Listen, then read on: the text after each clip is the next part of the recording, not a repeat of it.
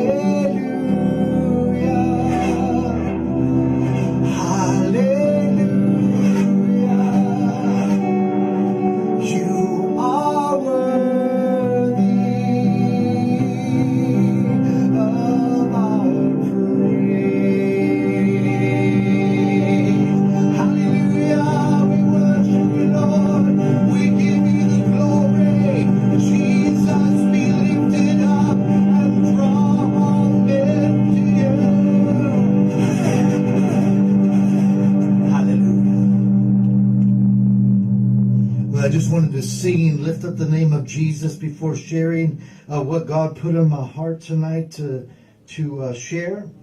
If you can give me a quick second, I'll get over here. Is it okay if the camera gets moved? Or I could stay here if you like. Either way. Is this better? Okay. I'll need my glasses.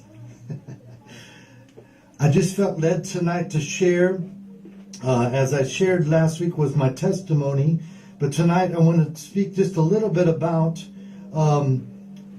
lifting Jesus up. Now, in Exodus chapter 14 and verse 13, Moses was at a time where they were standing at a point where after God did all these miracles and delivered them out of Egypt, yet they were at a barrier. They were at a crossroads, if you will. They were at a spot where if God doesn't do one more clear miracle, that they will not live, yet they will die. Which Pharaoh was lifted back up in his heart. If you know the story about Moses and the children of Israel and all the signs and wonders that God wrought against the Pharaoh and the Egyptian armies in order to deliver his people out of bondage.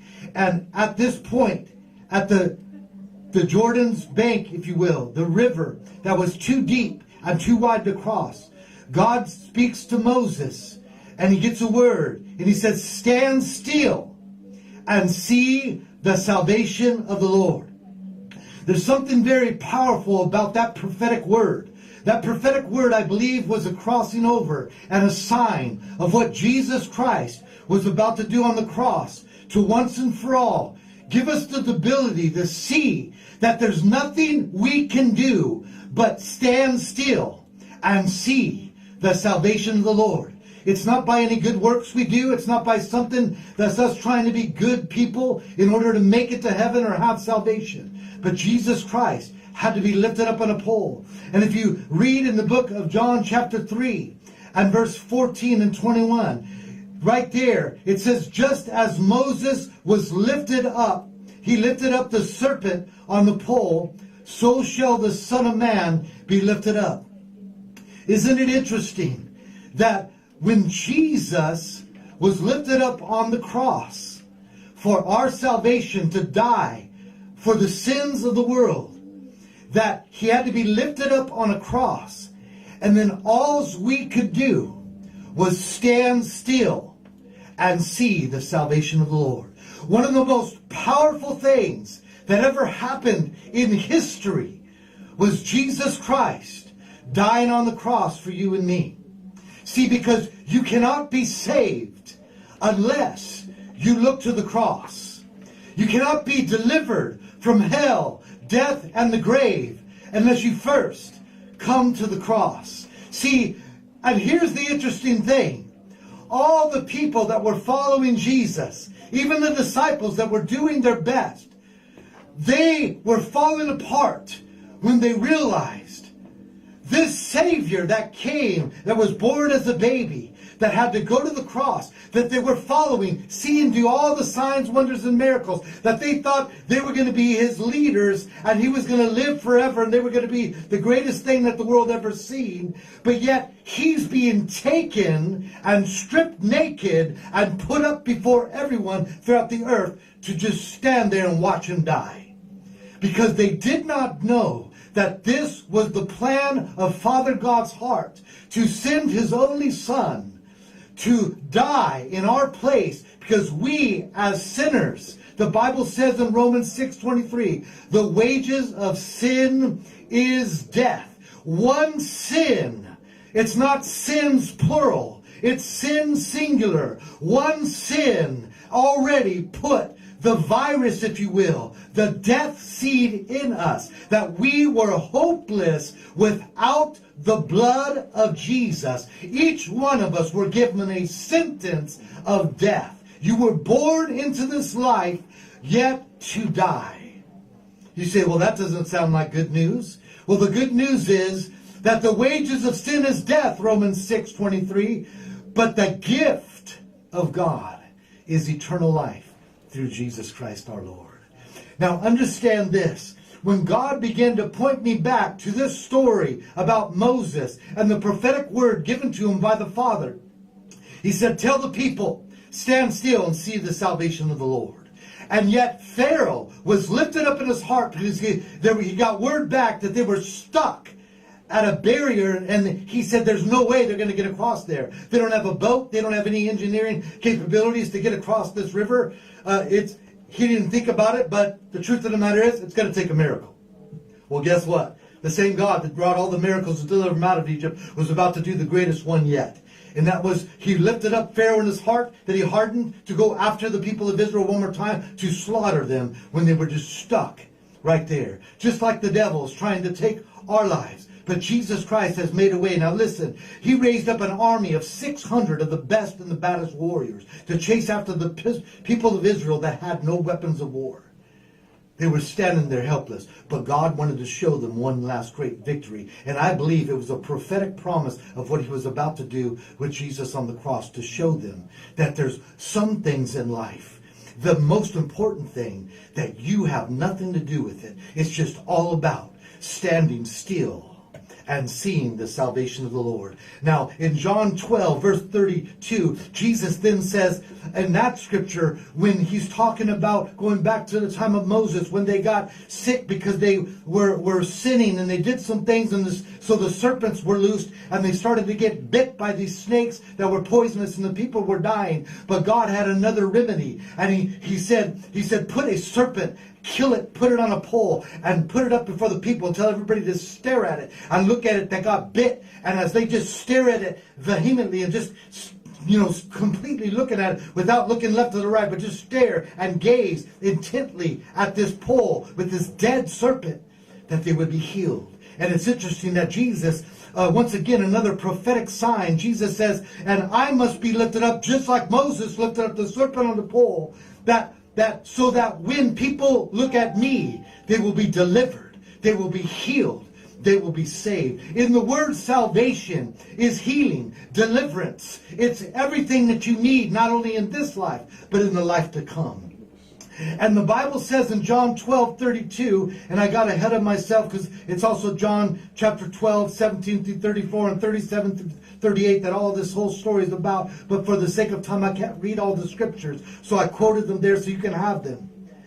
But Jesus said, I must be lifted up. But as I'm lifted up, I will draw all men to me. So it's so important that we lift Jesus up in everything that we do. In our worship, may it be only about lifting Jesus up. Now I know we need to be encouraged. There's nothing wrong with songs singing about God loves me and encouraging yourself and stirring yourself up in the Lord. But if that's what you're doing 90% of the time and you only have 10% of lifting Jesus up, something's wrong. It's time that we start lifting Jesus up 90% of the time, and maybe a little 10% beginning, just encourage ourselves a little bit. But I'll tell you, it's more important to lift him up, because when the power of God is released, as you exalt him and glorify his name, the power of God is then released because his glory is able to inhabit our praise.